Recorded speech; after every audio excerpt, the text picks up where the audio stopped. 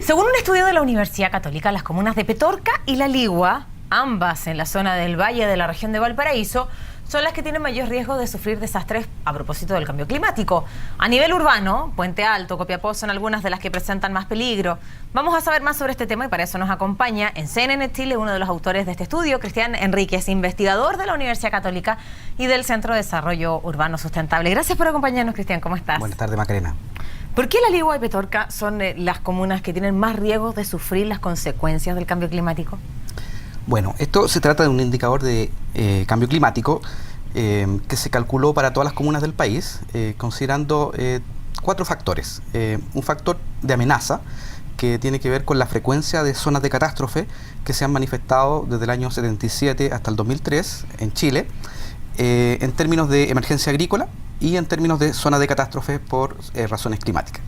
Y 3 factores que tienen que ver con la vulnerabilidad de las personas, en términos de identificar aquellas comunas donde se concentra la población adulta mayor y infantil en mayor proporción, factores de resiliencia, en términos de ver cuáles son las comunas que tienen peor índice de desarrollo humano, y también indicadores que tienen relación con la organización comunitaria.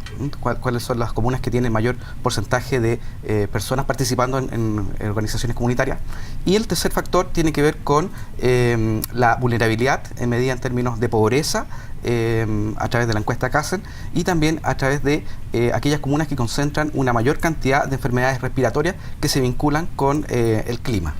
¿Y por qué La Ligua y Petorca en este caso? Entonces, ¿cuáles son los riesgos a los que están expuestos?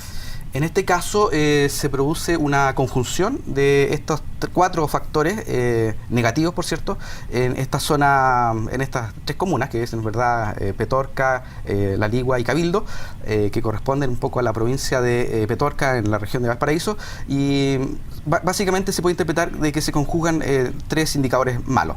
En este sector se conjugan 9 episodios de zona de catástrofe, tiene indicadores de desarrollo humano no tan bueno, altos niveles de pobreza y también población en riesgo en términos de enfermedades respiratorias y también con una entre bajo el promedio de organización comunitaria. Entonces hay una combinación de esta... Por lo tanto, este índice mide bastante factores culturales más allá que las propias consecuencias del cambio climático, sí, como el fenómeno, bueno, no es natural, por supuesto, hay una intervención humana clara, pero más allá que el fenómeno en sí.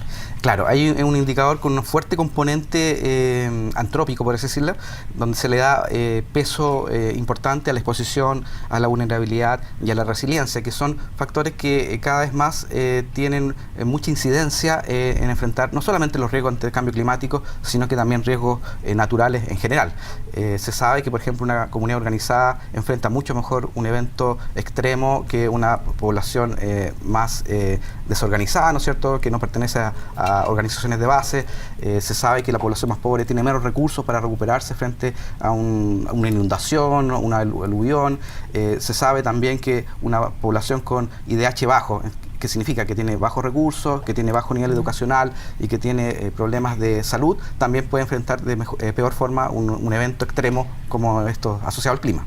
Cristian, el evento que afectó hace poco tiempo atrás a la región de Atacama, los aluviones, y que generaron finalmente un importante drama humano, ¿guarda relación con el fenómeno del cambio climático?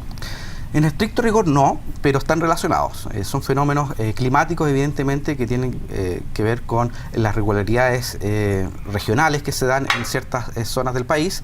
En este caso estamos hablando de bajas segregadas, ¿no es cierto?, que se manifiestan en la zona norte y que generan una gran precipitación. Pero evidentemente el cambio climático es un background, un marco general que de cierta manera posibilita que estos eventos se intensifiquen, ya sea este tipo de eventos muy particulares o como fenómenos como el Niño, que también son fenómenos regionales que tienen mucha relación con los desastres naturales. Y te lo pregunto porque Copiapó, La Serena, Puente Alto, Concepción son las comunas, ¿cierto?, del radio urbano con más amenazas. ¿Por qué? Sí, yo creo que ahí se da una situación bastante interesante, especialmente para las ciudades del norte chico y zonas centrales y también el norte, en términos que son ciudades que no están preparadas para eventos extremos como precipitaciones muy concentradas en pocas horas. A diferencia de las ciudades del sur, que tienen una cobertura vegetal y que están más, el territorio y la geografía está más adecuada a esas precipitaciones más intensas. Entonces, estas ciudades cada vez que sucede un evento de esta naturaleza, el territorio reacciona de una manera distinta a lo que reacciona una cuenca del sur. Por lo tanto, se saturan los suelos, se produce una remoción en masa, se producen inundaciones más violentas, porque son fenómenos más concentrados y donde el territorio no está preparado habitualmente para recibir estos impactos. ¿Y que lo mismo pasa en Puente Alto y Concepción? En Puente Alto tiene que ver más bien un poquito por el indicador de exposición, que comentaba yo, de gran concentración de población infantil por un lado y también adulta. Es interesante, por ejemplo, en el caso de La Serena, que también probablemente figura en niveles bastante altos, también por la población adulta mayor, que pueda llegar y pueda ser más vulnerable la comunidad frente a un desastre como una inundación. Entonces, en el caso particular de Puente Alto tiene que ver un poquito con la condición de exposición y también evidentemente con la condición de pobreza, que de cierta manera hace que esa población se enfrente no tan de mejor manera ante un evento extremo. Bien, vamos a la metodología. ¿Cómo elaboraron este índice? Bien, fue un trabajo, primero un catastro de todas estas zonas de catástrofe a partir de la ley 16.282, que es una ley que se aplica cuando hay un estado de excepción de catástrofe y el Estado libera recursos para enfrentar esta crisis en términos humanitarios, en términos económicos, en términos ambientales, y en ese sentido se fue revisando en la base de datos de la Biblioteca Nacional, ¿no es cierto?, año por año, cuántas zonas de catástrofe se produjeron y se hizo una planilla, ¿no es cierto? Y esa planilla se fue espacializando a nivel comunal y regional. Entonces se fue construyendo esta base tanto para zonas de catástrofe climático, ahí incluimos inundaciones, aluviones, sequías, heladas, todo lo que tenga que ver con el clima, y por otro lado, las zonas de emergencia agrícola, que también tiene que ver, que ese factor yo creo que está más relacionado con el cambio climático, porque efectivamente el cambio climático se manifiesta también de manera no tan brusca muchas veces, evidentemente a veces con una precipitación extrema, pero también se manifiesta con, por ejemplo, con procesos de sequías que es como la que estamos viviendo hoy en día. Por ejemplo. Y esta es la primera sequía que estamos enfrentando y que tiene fuertes componentes de la intervención del hombre. ¿Es una sequía distinta a la que hemos vivido en la historia de nuestro país?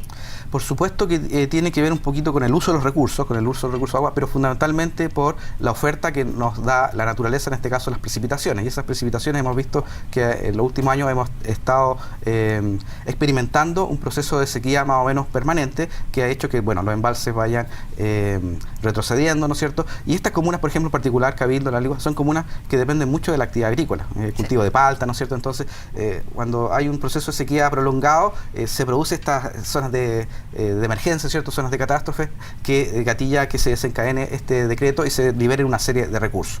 Entonces, básicamente, este indicador, la amenaza se consideró como un factor y los otros tres factores más bien humanos se promediaron como otro factor. Entonces, esos dos factores se promediaron y se calculó este indicador de 0 a 1, donde 1 indica máximo riesgo y 0 mínimo riesgo. Al terminar, ¿cuáles son las menos riesgosas, de acuerdo al indicador? Son las comunas rurales más australes, por ejemplo, Oyagüe, que sorprendió, es una comuna muy pequeñita, pero con una fuerte vinculación con las organizaciones sociales, por ejemplo, comunidades indígenas que están muy organizadas, con bajos niveles de pobreza y en términos relativos. Bien, pues Cristian, gracias por acompañarnos y compartir parte de los alcances de este estudio aquí en CNN Chile. Gracias, Macarena.